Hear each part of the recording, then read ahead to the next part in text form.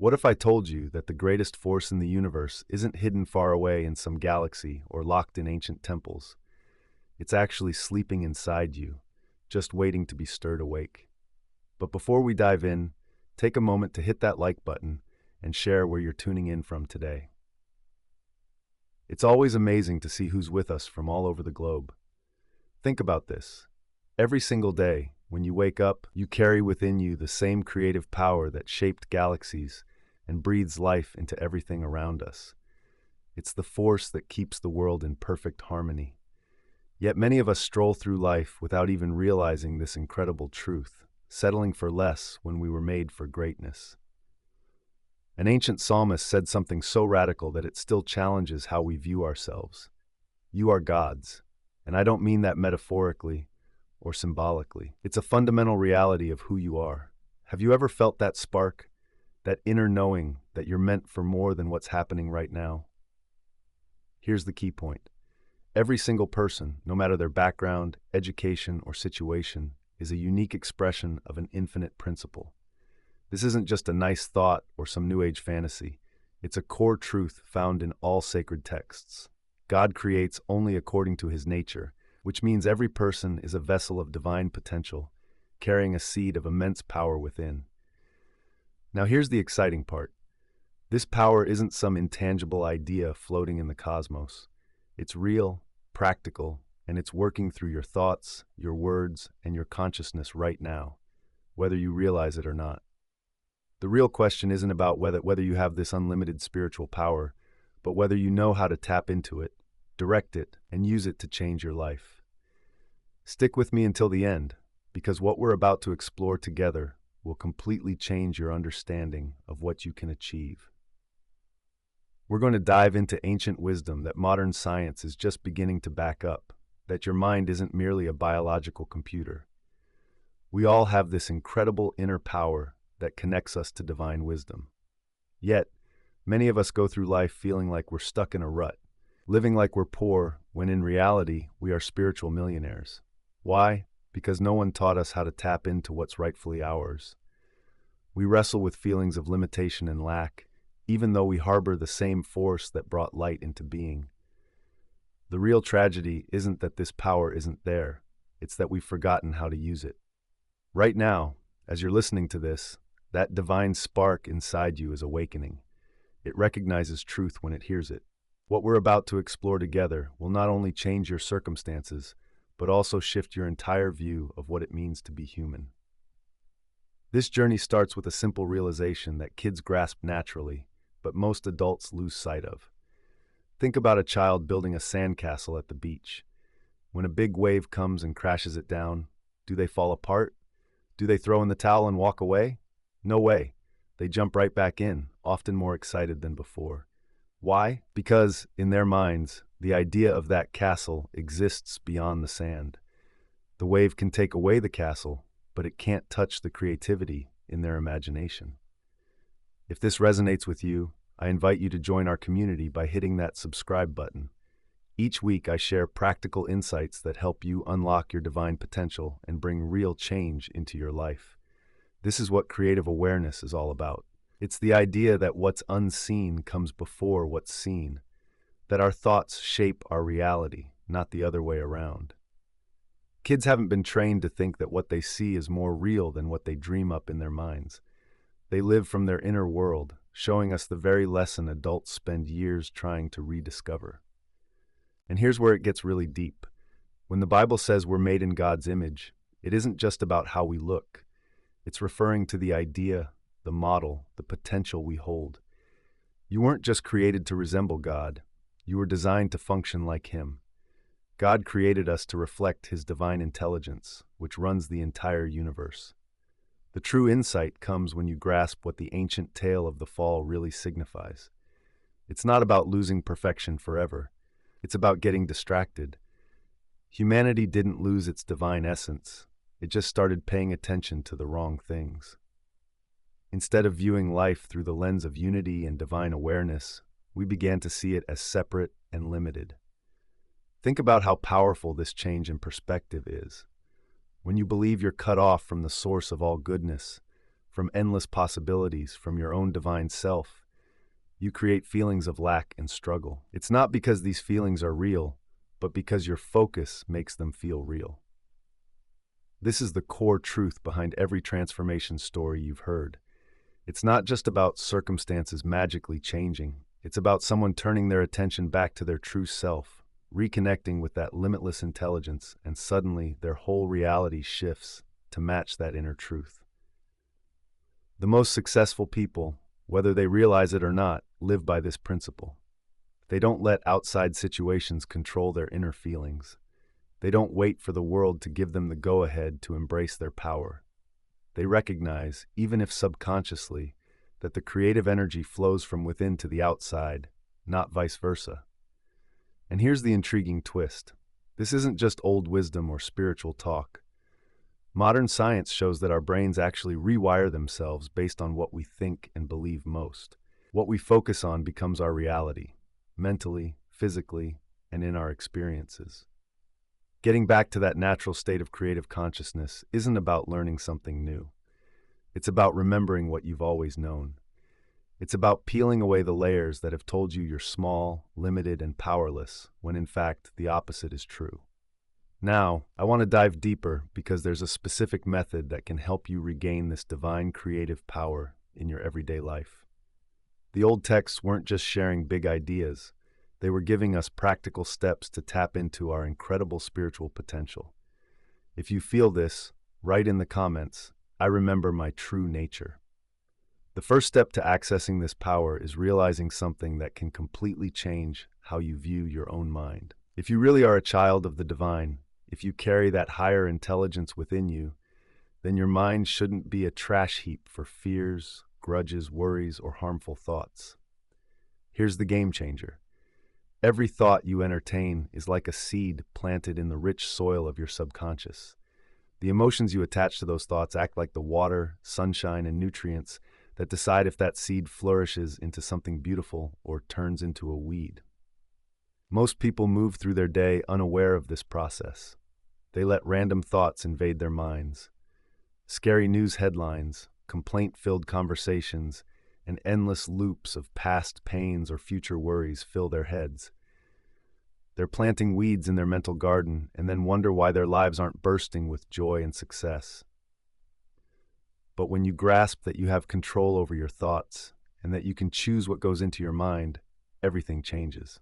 You stop being a victim of whatever thoughts come your way and start becoming the designer of your own life. If this message helped remind you of something key about your spiritual nature, hit that like button. It shows me this message hit home, and it helps others find these powerful ideas too. This isn't just about thinking positively or ignoring challenges. It's about realizing you can respond to any situation with divine wisdom instead of knee-jerk reactions. Your thoughts aren't just watching the world go by. They're active forces shaping your future. Change starts when you elevate how you see yourself. Stop viewing yourself as a random result of chance. Many people walk around carrying the weight of their past, feeling trapped by invisible chains. They think that because of where they came from, their genes, or mistakes they've made, they'll always be stuck in certain patterns. But here's the powerful truth that can turn everything around. You're not just a result of your circumstances. You're not your family history, your past choices, or your current situation. You are a unique expression of something divine, a one-of-a-kind point where infinite intelligence experiences and creates in this world. When you start to truly elevate how you see yourself, recognizing your divine nature, something amazing happens.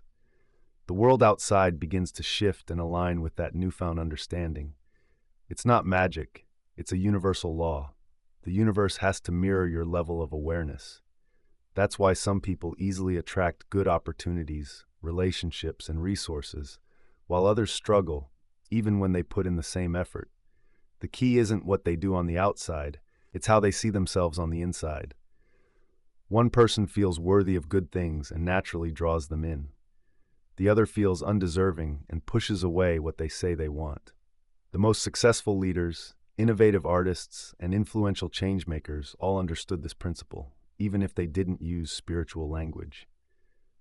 They carried themselves with confidence because they knew their true selves at a deep level. Your journey to limitless spiritual power starts with a crucial decision. Will you keep seeing yourself through the narrow lens of human limitations, or will you embrace your true identity as a divine being having a human experience?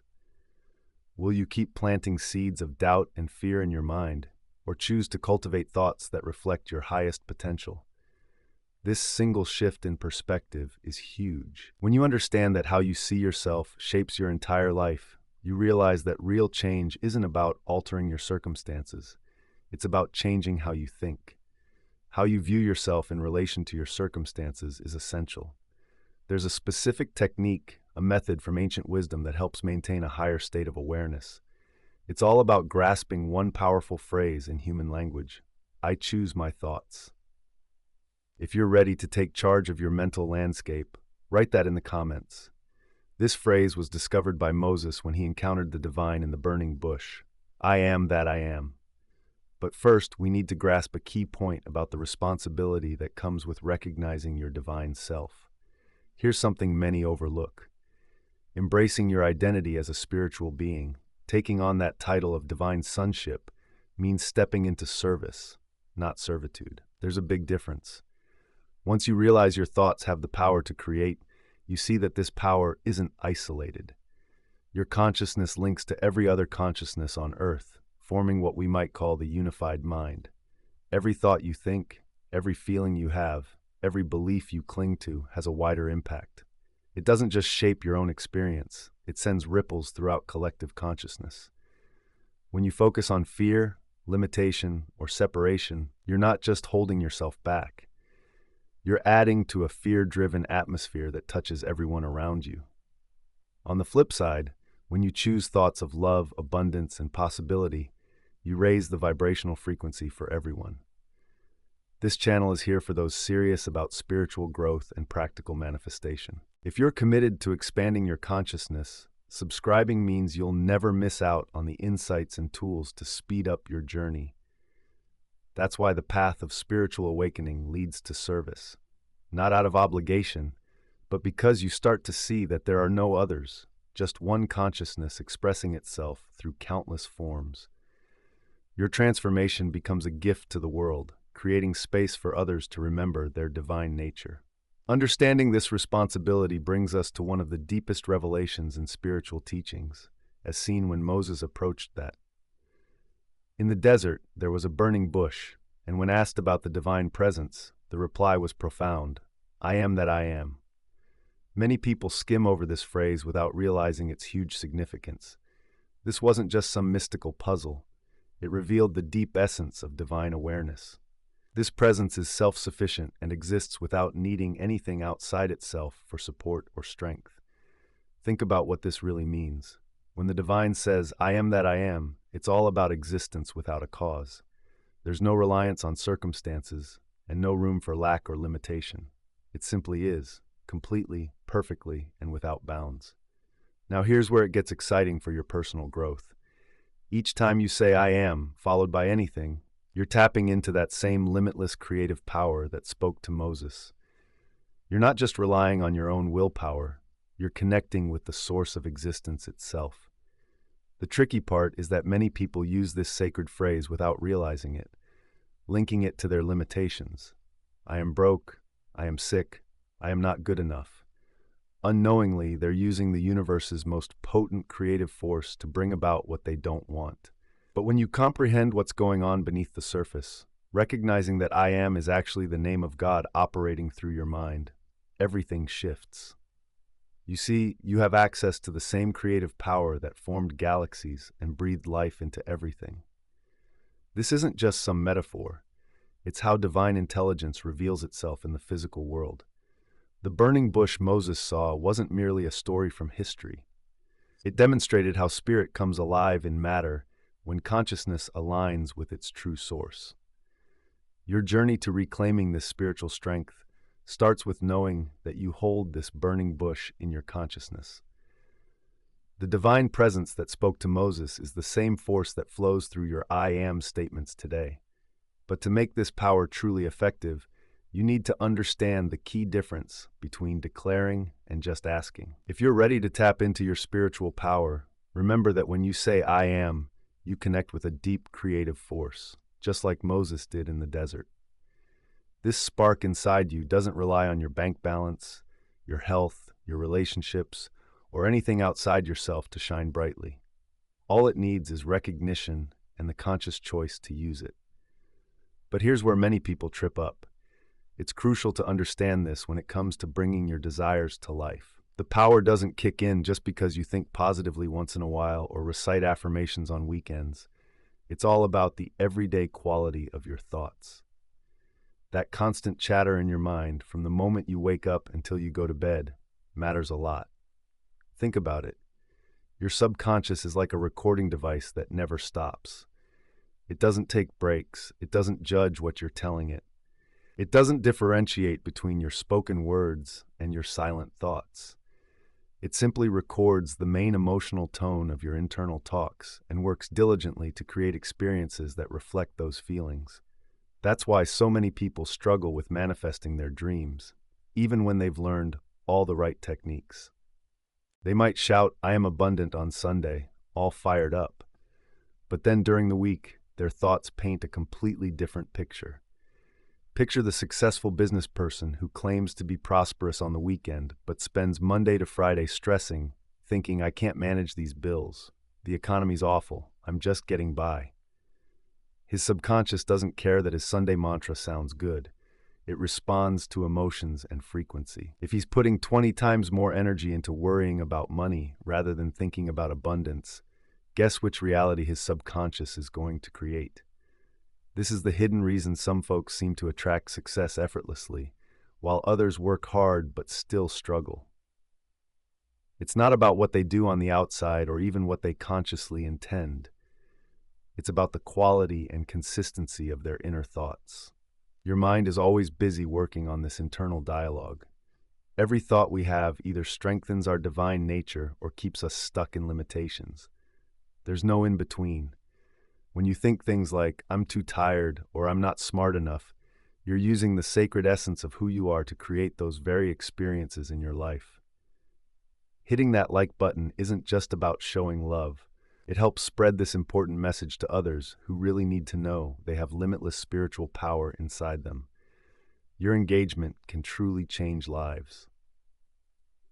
Now, here's the amazing part. Once you become aware of this process, when you start to focus on your thinking patterns, you can shift that powerful creative energy.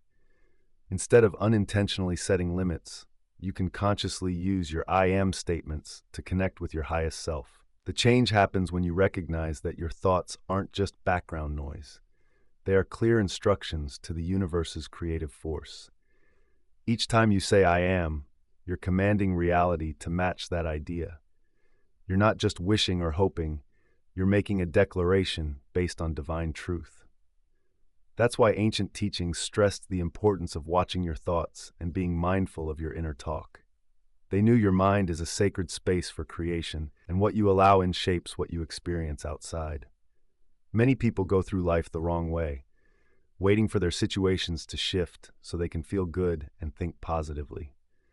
But the truth is, your outside world always mirrors your inside world. Real change starts with shifting how you talk to yourself. The key lies in developing what we might call mental discipline. And I don't mean in a harsh way. I mean like a gardener tending to their garden of thoughts, planting ideas that will blossom into the reality you want. Write in the comments, "I choose my words carefully." If you're ready to change your inner dialogue, we're about to dive into one of the most misunderstood areas of spiritual growth, and it's probably. Many people hit a wall when trying to tap into boundless spiritual strength. When you start saying things like, "I am powerful," "I am abundant," or "I am whole," there's often a voice that nudges you. "Isn't that just your ego? Aren't you being arrogant?" But here's the key that clears up that confusion. Think about looking in a mirror. You see your reflection and instantly recognize that's me. You're not claiming you made the mirror or bragging about the glass quality. You're simply acknowledging what's right there in front of you. Declaring your divine nature works in the same way. When you say, "I am powerful," You're not saying you as a person made that power or that you're better than anyone else. You're just recognizing the strength inside you, the divine spark that's always been part of who you are. The mirror of your consciousness shows your true self. Taking credit for that would be like saying you created the sunrise. You didn't create your divine essence, just like you didn't make the sun. But that doesn't mean you should ignore it or pretend it's not lighting up your life right now. This understanding is key because many people unknowingly hold back their own growth with negative labels. Listen to the chats around you. Notice how people define themselves. I am diabetic, I am broke, I am clumsy at math, or I am always unlucky in love. They don't realize they're essentially marking these conditions onto their potential for change. They're using that powerful creative energy to turn fleeting situations into permanent identities. It's like having the universe's top-notch computer and telling it to keep sending error messages. Here's the game changer. A medical diagnosis shows a temporary condition your body is going through. But when you say, I am, that's about your lasting essence, your unchanging divine nature. So when someone says, I am diabetic, they're not just naming a health issue. They're claiming it as part of who they are, making it a core part of their identity, and programming their mind to stick to that reality.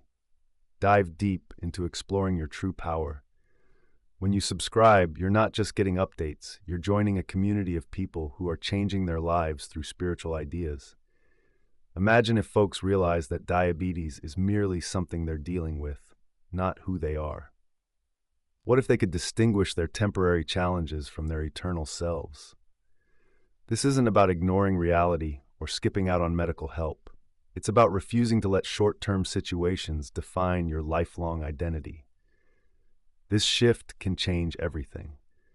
When you stop seeing yourself through the lens of your problems and start connecting with your divine essence, you make room for real change. Your subconscious stops clinging to the issue as part of who you are and begins to work towards restoring your natural state of being whole.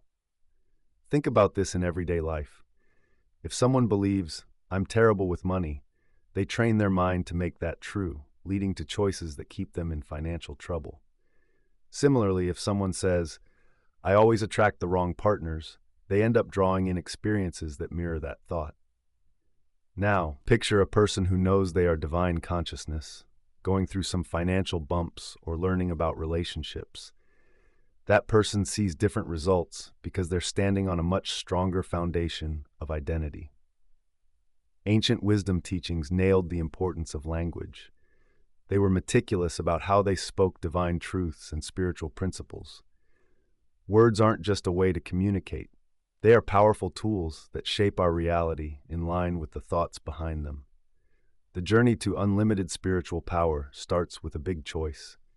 Will you keep defining yourself by temporary issues, or will you boldly claim your eternal, unlimited divine essence? There's a specific practice that mystics use to maintain this higher identity, and it's about understanding the contrast between a limited mindset and what Scripture calls the mind of Christ. So, write in the comments, I am beyond my circumstances.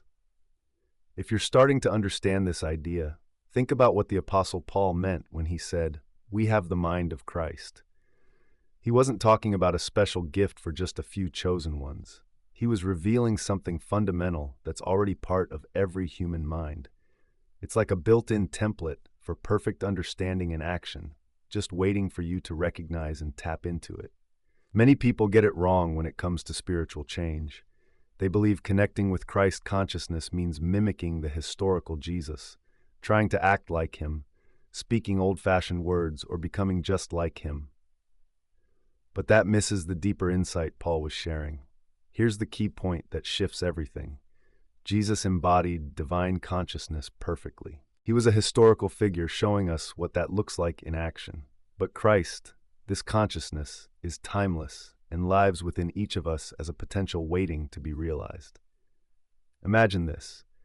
When you see a master pianist give an incredible performance, you're not just watching that one person's gift.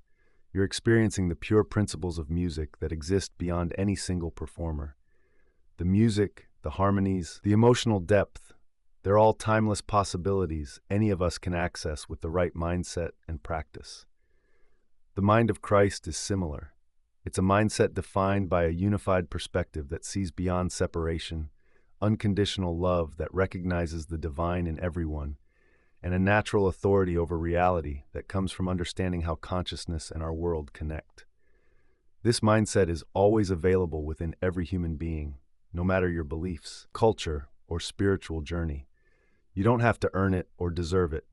You just need to remember it and bring it to life. The real transformation begins when you embrace this higher perspective.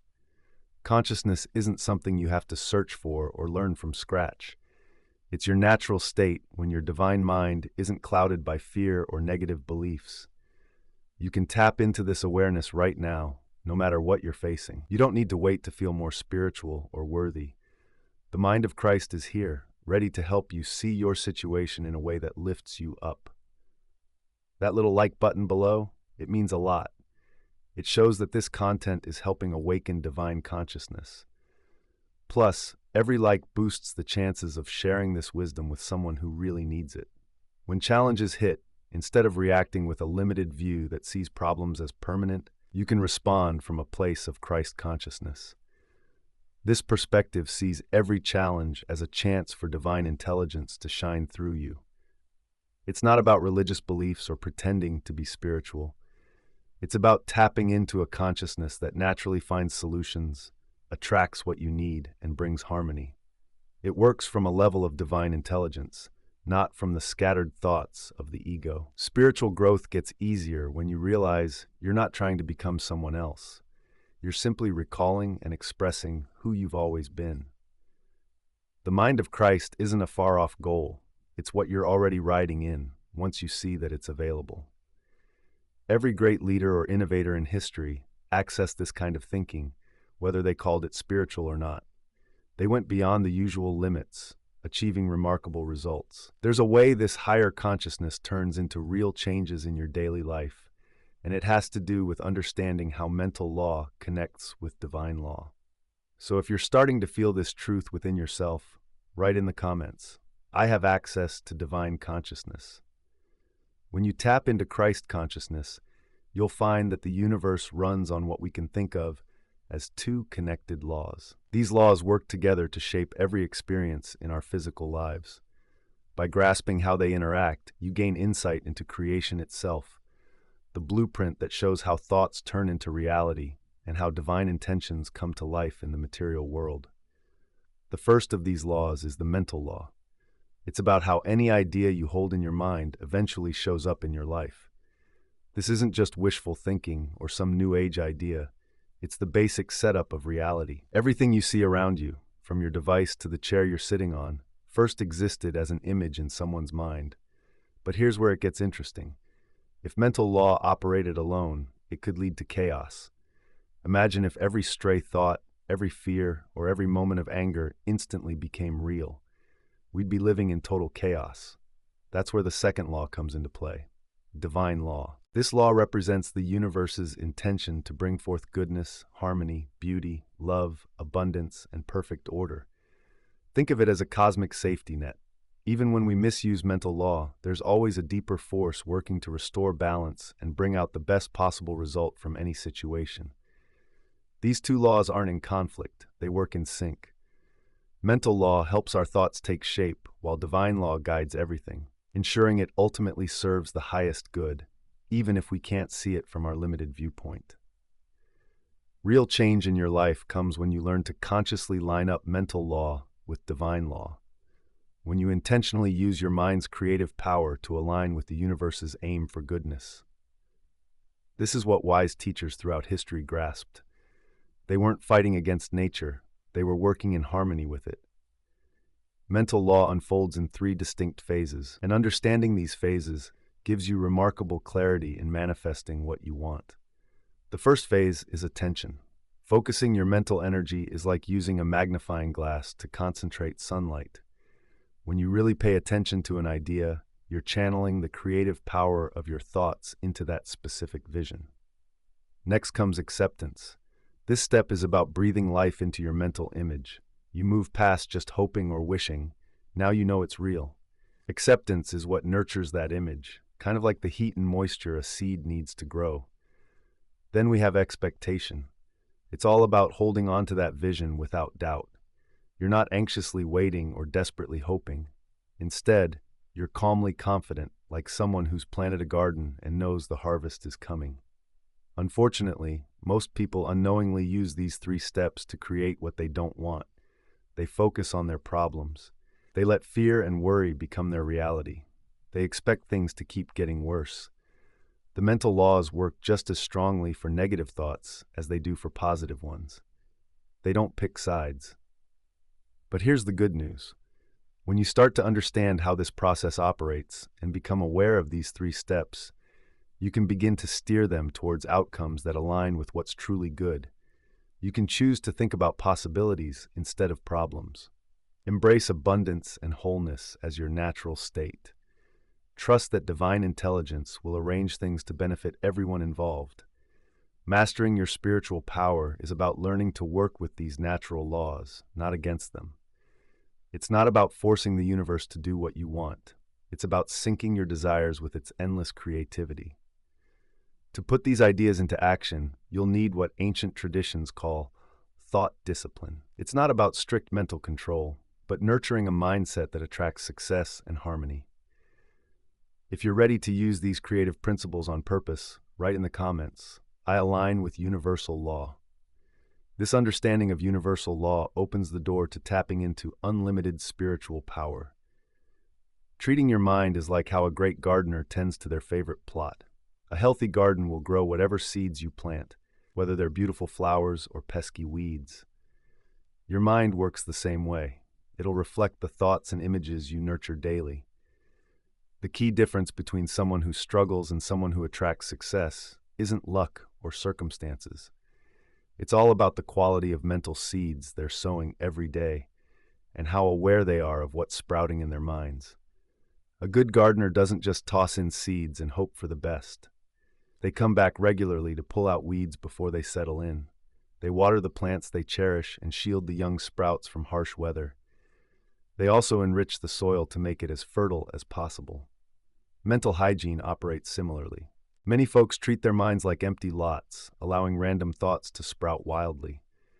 They let worries, fears, and resentments take over, blocking joy, abundance, and creativity. Then they're puzzled by the chaos in their lives, why opportunities seem few, or why relationships are tough. But when you realize you're the gardener of your own mind, everything shifts. You see that it's your job and your power to care for this inner garden like a master does. It's not about being perfect or never having negative thoughts.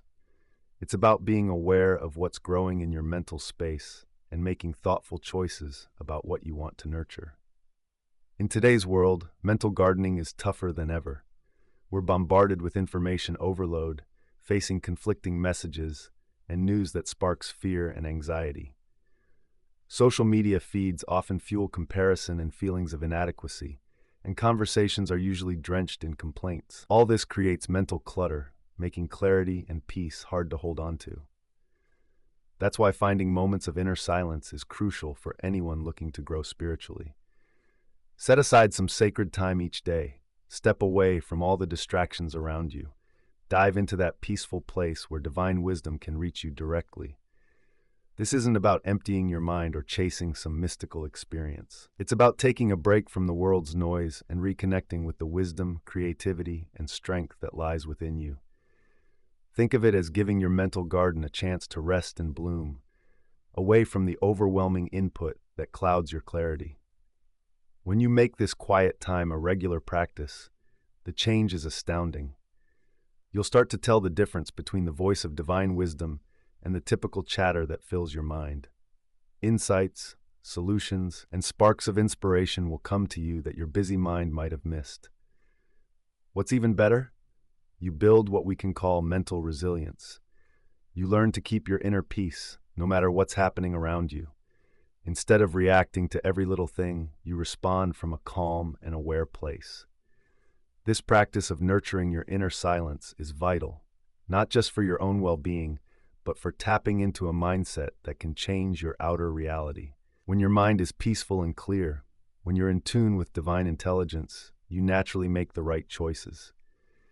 You attract better opportunities and handle challenges with wisdom, not fear. There's a straightforward technique for developing this inner calm used by mystics and masters throughout time. This technique is the backbone of what we call scientific prayer. If you're ready to take control of your own mind, type in the comments, "I cultivate inner peace." This journey towards inner silence will help you realize something essential. Your mind isn't just a passive storage unit. It's a vibrant organism that actively processes, absorbs, and grows from every thought you feed it. Your mind takes your thoughts and turns them into feelings and experiences, just like your body turns food into energy. This shows that picking your thoughts is as important as choosing what you eat. You wouldn't just eat anything someone gives you without thinking about how it affects your health. Yet, many people let random thoughts drift in and out of their minds without a second thought. They fill their minds with worries, complaints, gossip, and fear-based news, then wonder why they feel tired, anxious, or stuck. The change starts when you choose your thoughts with the same care you give to your meals. Ask yourself, is this thought good for my mind or harmful? Does it help me grow or hold me back? Am I feeding my mind with what I actually want? Being selective isn't about controlling every single thought. It's about recognizing what's helpful and what's not. Many get this wrong, thinking mental discipline means being hard on themselves, fighting off any bad thoughts that pop up. That just makes things worse because what you resist tends to linger. Real mindfulness is different. It's like being a calm guard who can tell the difference between friendly visitors and unwanted guests without getting stressed. When negative thoughts show up, and they will, because that's just how life is, don't panic. Just notice them and swap them out for positive ones. It doesn't have to be a struggle.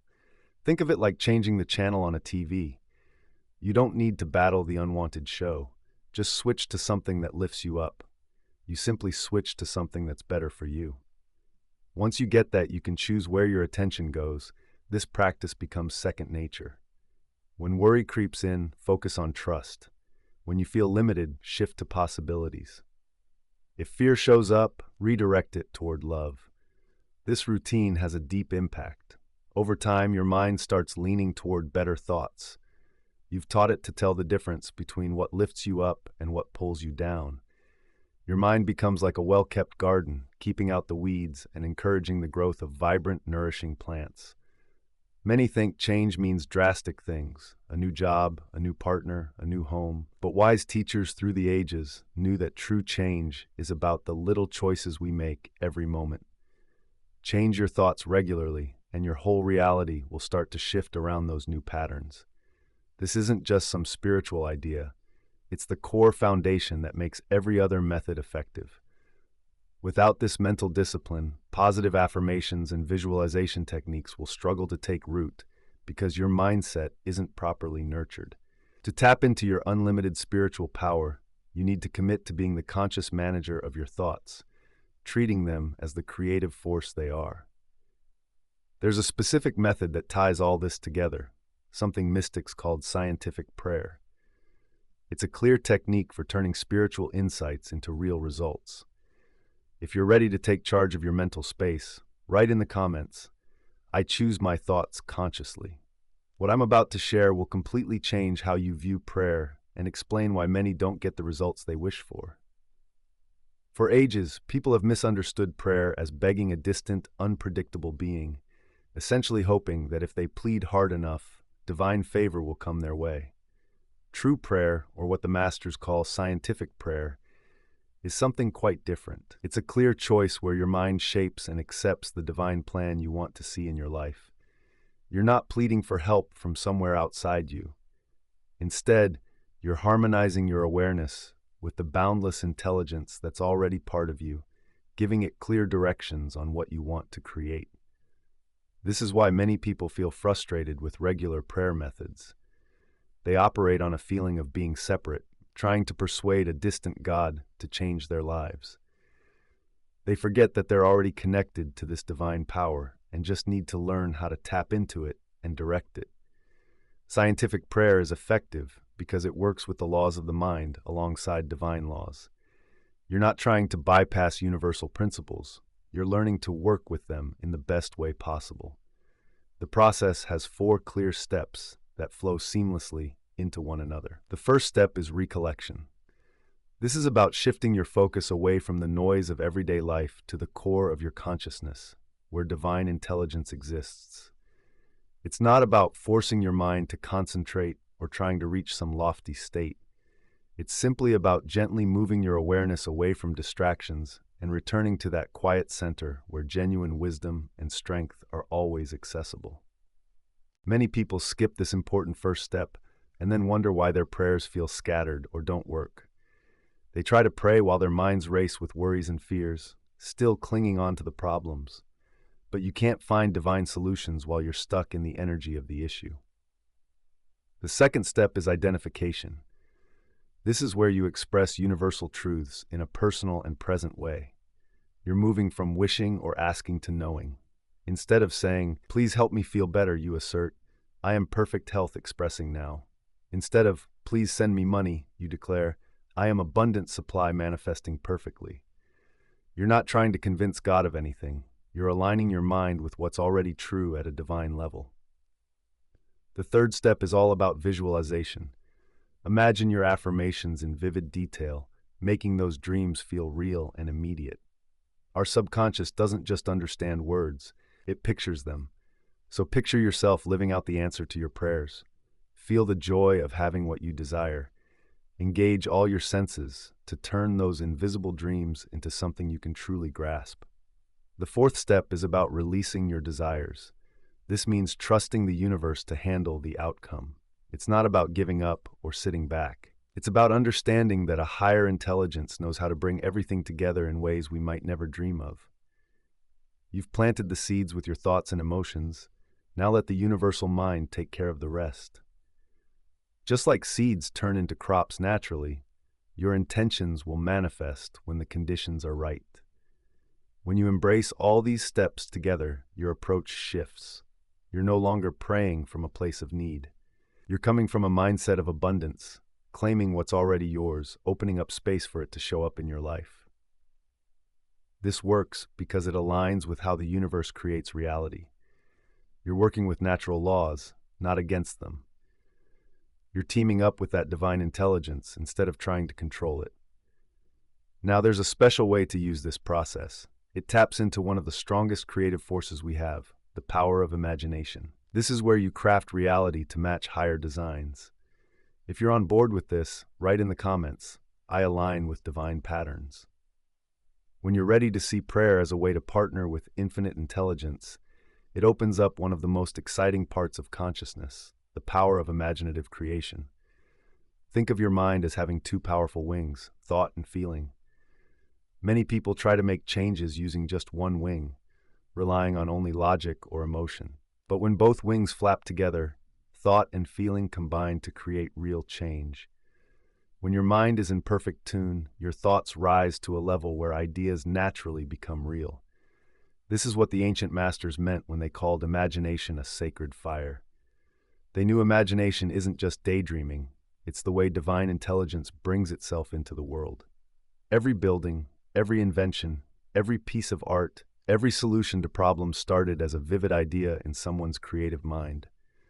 But here's the catch. Many people unknowingly sabotage their own progress. They visualize as if they're striving for a goal, seeing themselves working hard, tackling challenges, hoping to reach what they desire someday. This mindset plants the idea that what you want is far away, tough to grab. Now, scientific imagination flips this on its head. Instead of imagining yourself struggling towards a goal, you start imagining from the place of having already achieved it. You see your current situation as just a stepping stone in a journey that's already complete. Think about how a chess master plays. They don't just focus on the next move or two. They see the whole game, envisioning checkmate, the winning point. Then they work backward to find the moves that lead there. Every choice they make is guided by a clear vision of the end goal, not clouded by where they are right now. When you adopt this idea for your own creative thoughts, you turn a distant wish into a present reality that needs to be expressed through your life. You're not just waiting for something to happen. Instead, You know it's already done in your mind, and it's just organizing itself into reality. This change in how you view things affects everything: how you feel, how you act, how you deal with what's happening around you. When you believe your success is already locked in the divine mind, you stop fighting against challenges. Instead, you start to flow with opportunities. Your healing is already complete in your mind. Instead of focusing on symptoms, you start to feel well. When you realize your abundance is always available, you move away from fear and start making choices from a place of plenty. This change happens because you're not trying to create something new. You're letting what's already in the divine imagination flow into your life. It's like an artist who sees a finished sculpture in a block of marble and just chisels away what doesn't fit that vision. That's why creative imagination can lead to results that seem miraculous to those who don't get how it works. You're not breaking any natural laws. Instead, you're tapping into the highest natural law, the one that shows how our thoughts shape reality. The trick is to hold on to those images with real emotional strength, not just wishful thinking. Feel the reality of what you want, not the stress of what you lack. Live in the space of already being what you wish to become, rather than getting bogged down by what you see now. There's a technique that can boost the power of your creative imagination many times over. It's all about using words as tools to shape reality into something new. If you're ready to change how you think about time and what you manifest, let me know in the comments. This mastery of creative imagination brings us to one of the biggest revelations in spiritual teachings. Words aren't just ways to communicate. They're powerful tools that can actually shape reality.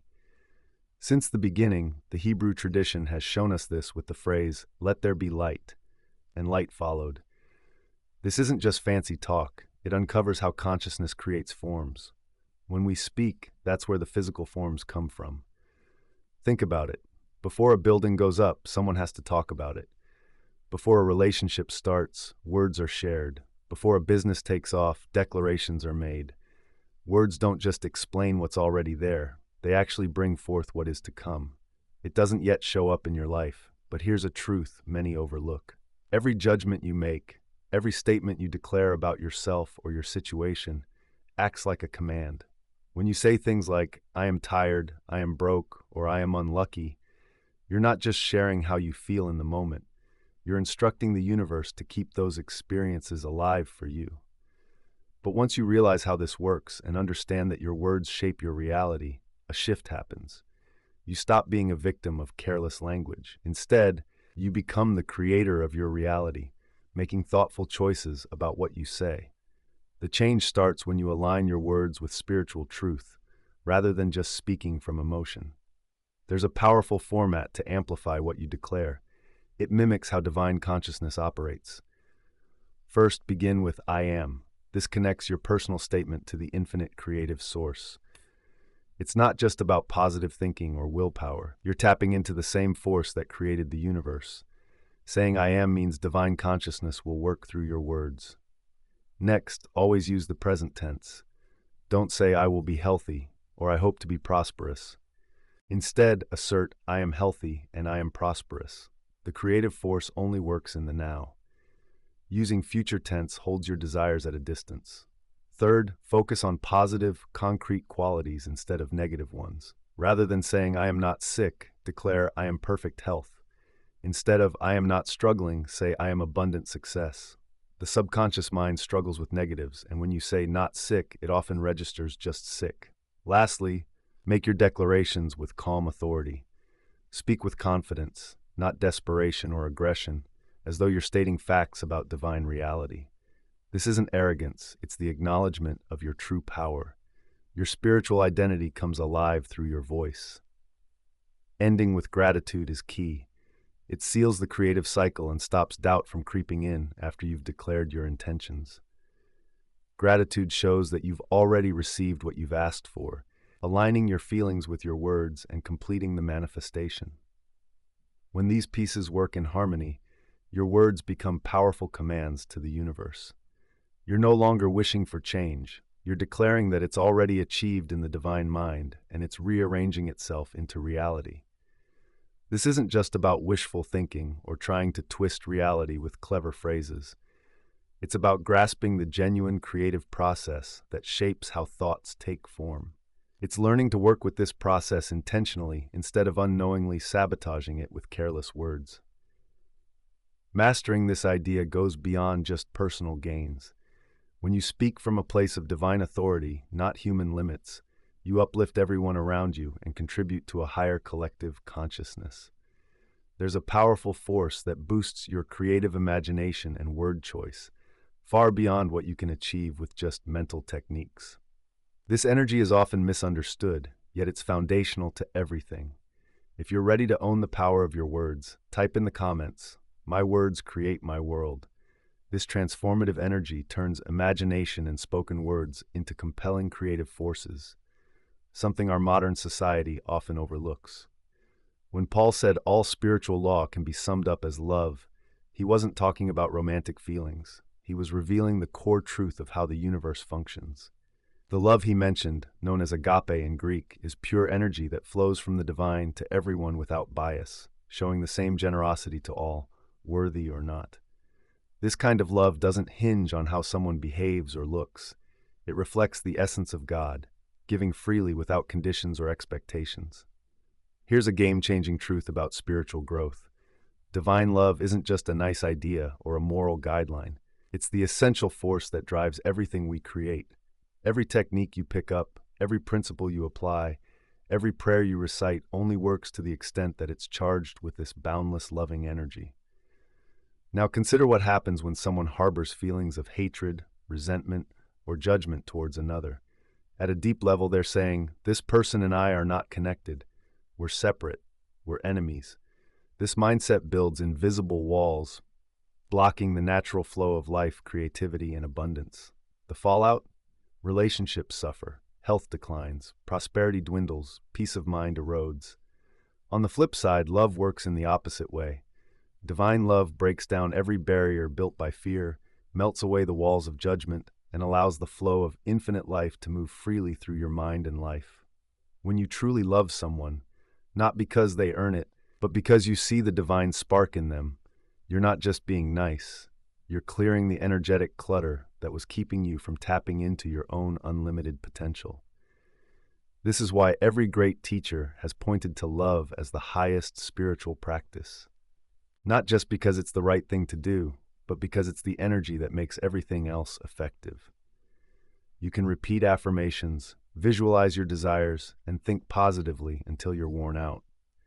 But if your heart is closed off, if you view things through a lens of separation, if you're holding back love from yourself or others, those techniques will deliver just mediocre results.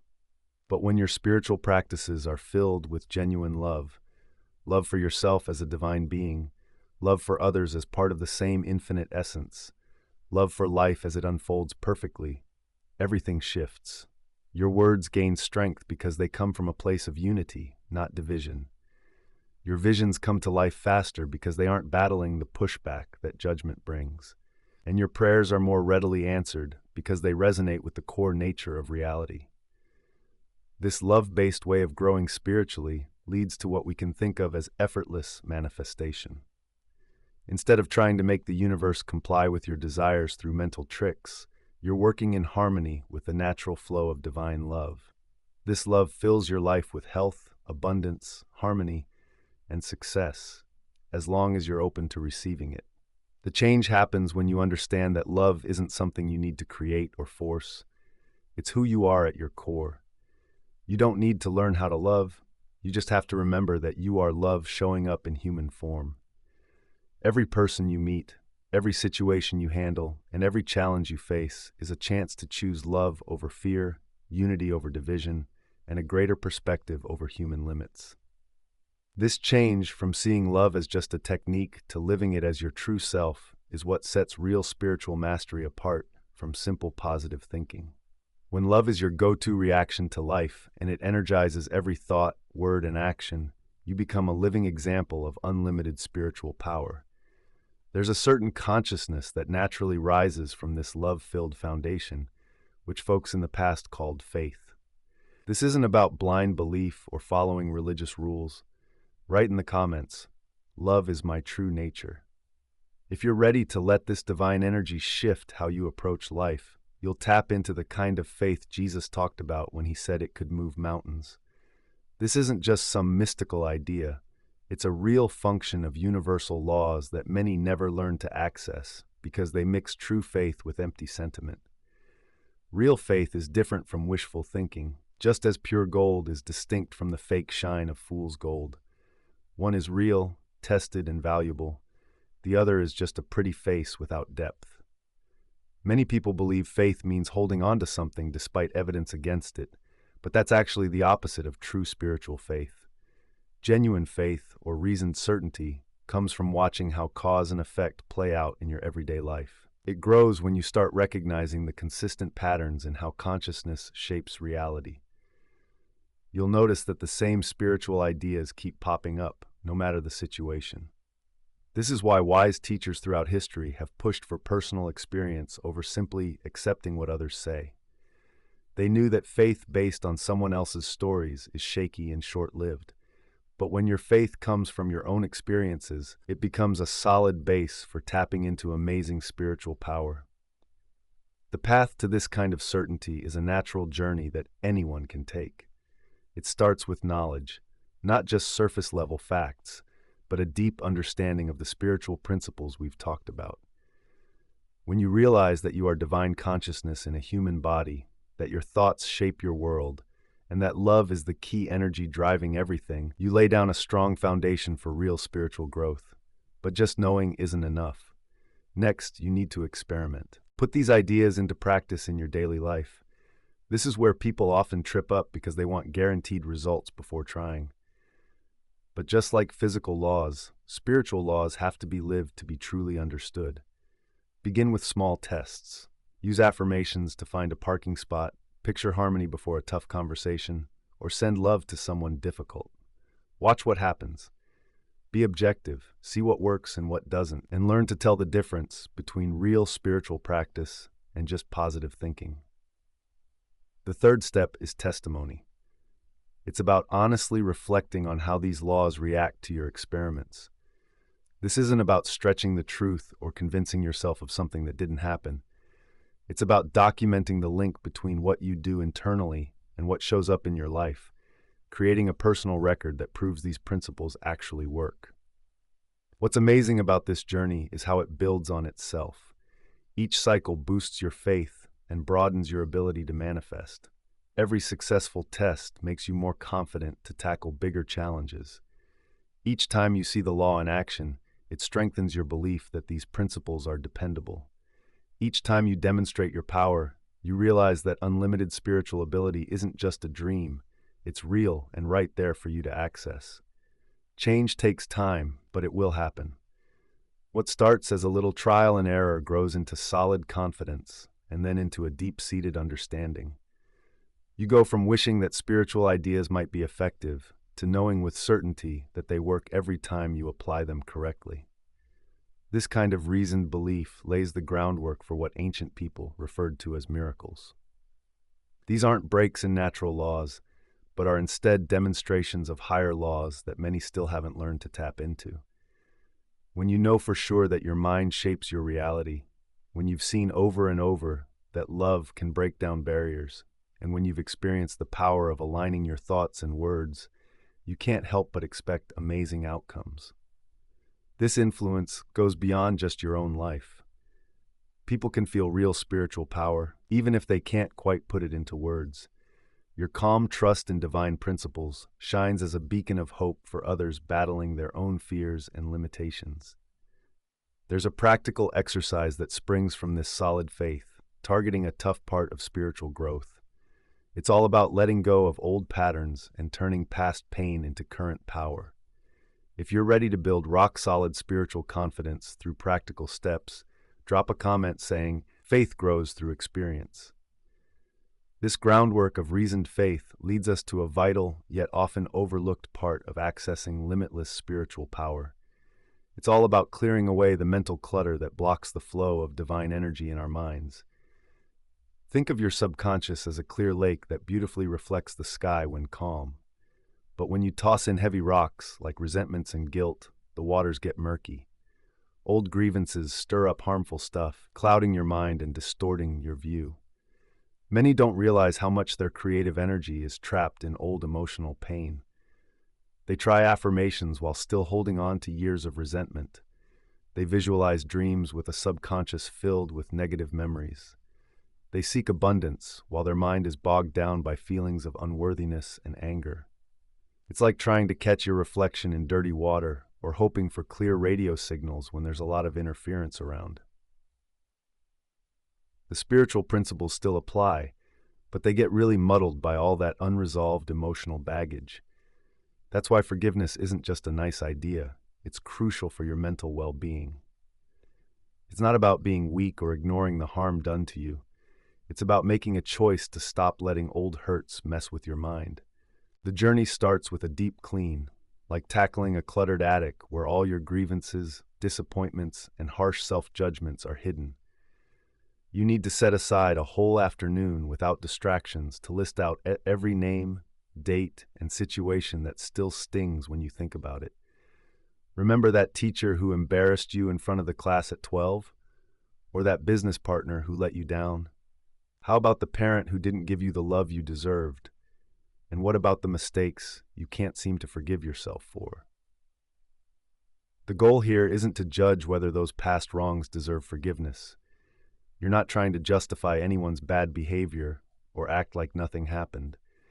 Instead, you're looking at where your energy is currently stuck, noticing how much mental and emotional effort you've put into holding on to those old wounds.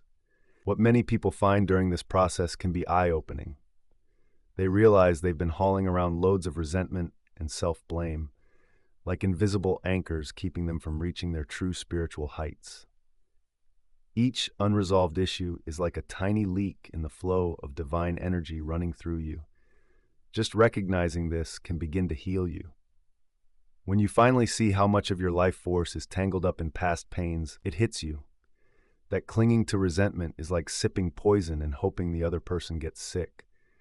It's a ridiculous cycle. But here's what makes this practice truly transformative. You're not just getting rid of negative feelings. By letting go of old resentments, you're freeing up energy that can be redirected toward your highest potential. Imagine every resentment you release like pulling a dam away, allowing the river of abundance to flow freely into your life. This isn't about becoming a pushover or letting people walk all over you. It's about taking back your power and not letting anyone muddy your mind with their actions. It's about claiming your mental and emotional authority so you can act with intention rather than react from a victim mindset. Forgiveness, both of others and yourself, is the foundation of all spiritual practices. It clears the way for divine intelligence to flow without any blocks. There's one area where this clearing makes a big difference: your relationship with money and abundance. If you're ready to clear away what's been holding you back, write in the comments, "I release what no longer serves me." Many people think money and spirituality don't mix, that you have to pick one over the other. But true prosperity, coming from the Latin word prosperare, meaning to move forward with hope, is not just about accumulating things. It's a mindset where good energy flows freely, taking the shape of money, opportunities, meaningful connections, and that vital sense of inner fulfillment. The change starts when you see money as energy, a symbol of value exchanged for services, creativity, or ideas shared. When your mind is clear of resentment, fear, and limitations, when you operate from love and authority, abundance flows in. You've removed the internal barriers that were blocking it. Consider what happens when someone hoards money out of fear or resents others for their success. Feeling guilty about having more than others only blocks our true flow of abundance. It stops prosperity right at its source. But when someone realizes they are a channel for this divine flow, everything changes. They start to see themselves as caretakers of the universe's resources, not just collectors of things. Money then moves through them like water through a clear pipe. This change in mindset means letting go of the beliefs we picked up in childhood, the ones that say money is evil, that rich folks are greedy, and that there's only a limited amount to go around. These ideas create resistance to wealth, leading to struggles, no matter how hard we work or how smart we are. One effective way to shift this thinking is through what we might call mental tithing. This is a simple practice that teaches your mind to see abundance even when you're giving. Before any money hits your bank account, picture setting aside 10% for meaningful causes, supporting good work, helping those in need, boosting cultural projects, or uplifting human spirit. The trick is to do this mentally first. Imagine having so much that you can joyfully share a part of it before you even get it. Then, bless the rest with gratitude, seeing it grow and circulate for the greater good. This practice flips your feeling from lack to plenty. Instead of saying, "I don't have enough," you start thinking, "I have so much I can freely give." This new mindset creates a magnet for opportunities and resources, things that someone stuck in scarcity would never notice. The benefits reach far beyond just money. Regularly practicing this abundant mindset changes your whole relationship with cash. You stop viewing it as something limited that you need to hoard. Instead, you see it as a divine energy that can flow through you, doing good in the world. This understanding aligns perfectly with universal principles because you realize you're not the source of abundance, you're a channel for it. You've got endless resources, boundless creativity, and the ability to meet every real need. Your role isn't about forcing prosperity through hard work or manipulation. Instead, it's about removing the inner barriers that hold back the natural flow of abundance in your life. When your mindset is in sync with spiritual principles, and you've cleared away the emotional clutter that stops divine energy from flowing, money shifts from a source of stress and competition to a means of expressing your true purpose. Now, there's another area where this idea of consciousness shaping reality takes on greater significance. It involves recognizing how your thoughts and feelings affect your physical health and energy. If you're ready to shift your relationship with money from scarcity to a flow of abundance, write in the comments, "I am a channel for abundance." This understanding leads to one of the most incredible aspects of human potential: how your thoughts and emotions directly impact your physical well-being and cellular renewal. Modern medicine is finally catching up with what ancient wisdom has long taught. Your body isn't just a solid structure. It's more like a river of atoms, constantly changing and never the same. Consider this: your blood cells refresh themselves every few weeks. Your intestines renew every few days. Even your bones, which feel so sturdy, are continuously breaking down old cells and replacing them with new ones. In about 7 years, almost every atom in your body is new. So, if your body is a constant work in progress, the big question is, what's guiding this rebuilding? What decides if the new cells are healthy or sick, strong or weak, youthful or aged? The answer from the latest research fits perfectly with what we've been talking about. Your consciousness is the builder, and your thoughts and emotions are like the plans. This means every cell in your body is paying attention to your inner dialogue, responding to your feelings, and organizing itself based on that. The thoughts you choose to focus on shape your reality. When you consistently think about vitality, wholeness, and divine perfection, you're actually programming your cells to regenerate in a healthier way. But if you view yourself as limited, or say things like, "I'm getting old," or "I have bad genes," you're sending those same messages to your cells. Your body has no choice but to follow what your mind tells it, whether those words help or hinder you. Change starts when you consciously engage with how your cells regenerate. Instead of leaving it to chance or family traits, you take control. You can be the thoughtful architect of your physical self. A great way to do this is by focusing on a specific organ or system that needs a boost and creating a spiritual plan for its revitalization. It begins with a powerful affirmation that honors the divine aspect of your cells.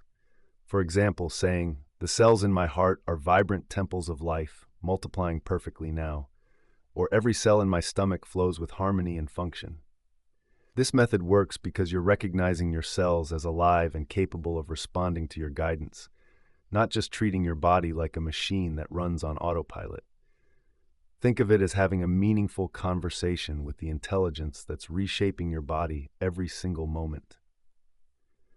Each morning, pair this verbal affirmation with a visualization. Imagine pure white light coming down from the top of your head, filling the organ or system you're focusing on, energizing every single cell. This isn't just daydreaming. You're channeling life energy to the places that need it most. What makes this practice so powerful is that you're working with your body's natural desire to be healthy. Your cells are meant to work perfectly, and your immune system is built to keep you well.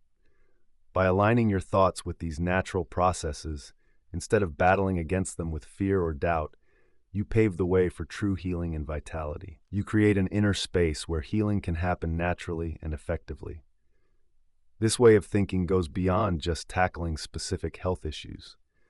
When you learn to consciously engage in your body's healing process, you see that aging, illness, and physical limits aren't just part of being human. They mainly come from unconscious mental habits, which can change through purposeful spiritual practice. There's a wider use for this idea. It can help transform not just your body or finances, but your entire life and surroundings. If you're ready to take charge of your own healing journey, write in the comments, "My cells respond to love." Mastering how your consciousness affects your cells leads to a deeper understanding of reality itself. The same law that influences how your cells react to your thoughts applies to your home, your neighborhood, and even your country. Everything you perceive in the world outside, every building, every connection, every social issue, every economic situation, is a reflection of collective consciousness. And that shared mind is made up of individual thoughts, just like yours. This means that changing your circumstances isn't about pushing people around or battling systems. It's about realizing that you can alter any situation by addressing its root cause, the awareness that shapes and sustains it. Many people tackle life the wrong way. They see problems they don't like and instantly try to fix them from the outside. They wrestle with job issues without changing their mindset about work. They struggle with money without looking at their personal connection to abundance. They fight health challenges without considering the mental and emotional patterns that might be causing their symptoms. But once you grasp that external conditions are always effects and never causes, everything shifts. You come to understand that the best way to change any situation is to transform the consciousness that's behind it. When the root cause changes, the effects will inevitably change too. It's not about struggling or trying to control things, it's about working with natural laws. To really make this idea work, you can use what's called the master picture technique. This means you create a clear internal image to reshape your external reality. Start by setting aside some quiet time, no distractions, so you can paint a vivid picture with your words of what you want your life to look like. Think of it like sketching a detailed plan in your mind that can help change what you see around you. If you're envisioning where you want to live, describe your dream home. Feel the peace when you step inside. Imagine the light pouring in through the windows and the calm, organized vibe in each room. Or if you're looking to shift your career, picture a job that feels meaningful. See yourself surrounded by supportive coworkers, earning a fair wage, and contributing something valuable to the world. Now, here's the catch. For this to truly work, your master picture must be crafted with some spiritual guidelines. First, leave out any doubts or limitations. Don't think, "This would be nice, but it's probably unrealistic," or "I'd like this if only I could afford it." Instead, create your vision as if everything is already perfect. Second, avoid naming specific people who might need to be changed or moved around in your vision. You're not trying to control anyone's actions. Focus on the qualities and situations you desire, trusting that a higher intelligence will arrange things for everyone's benefit. Third, don't get caught up in planning the specifics of how this transformation will happen. You don't need to figure out the steps or logistics. Just hold on to the end result in your mind and let the universe take care of the details. This approach is powerful because you're working from the source of the problem, not just fixing the symptoms. Rather than simply moving the pieces in your life through sheer effort, you're changing the entire game by shifting your perspective. It's your awareness that shapes how everything moves. When you create a clear picture in your mind, filled with emotion and focus on what you want, you're actually sending a new blueprint into the collective mind.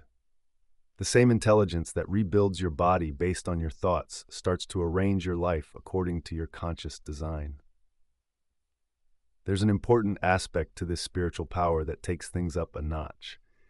It's about recognizing your role as a conscious guide of divine understanding. If you're ready to shape your own experience on purpose, drop a comment saying, "I create from consciousness." Mastering this way of creating brings us to a big revelation in spiritual growth. Once you learn to transform your health, wealth, and life by aligning your consciousness, you realize something incredible.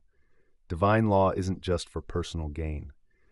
The essence of unlimited spiritual power is that it flows, grows, and multiplies only when what you've gained turns into acts of service that uplift others and, ultimately, the world. This isn't just a duty you have to uphold. It's how consciousness naturally evolves. When you really grasp that you are divine intelligence in a human form, and when you feel the power of creativity flowing through you, you start to see yourself not just as a receiver of blessings, but as a conscious giver of that intelligence to those around you. Imagine what happens when you truly get these ideas. You stop living in fear, desperation, or limits. You've shown yourself that your consciousness shapes reality. That love wipes away barriers. That divine intelligence has endless resources for every challenge.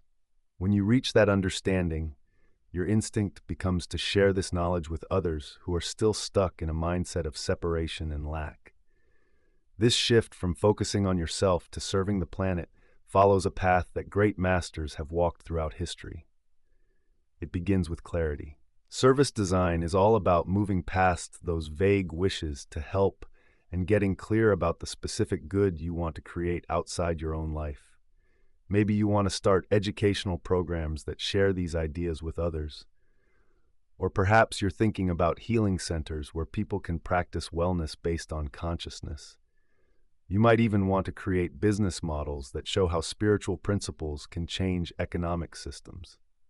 The key here is to find where your unique skills and experiences meet real human needs, and then craft a clear vision of how divine intelligence wants to work through your special gifts and situation. Next, you dive into mental impregnation. This means keeping your service vision alive with the same energy you used for your own changes, but now it's powered by selfless love instead of personal gain. You're not building an empire for your ego. You're creating pathways for divine good to reach those who really need hope, healing, and practical solutions. This selfless intensity actually boosts your ability to manifest because you're tapping into the core of divine love, which always wants to give and expand. Then comes the third phase, turning that invisible energy into real action. You take a structured approach to helping others, just like you did with your personal goals. You don't just wish for your good intentions to help. You develop practical programs, set up sustainable systems, and create solid methods to deliver real value to those you're meant to serve. The fourth phase is about ongoing growth.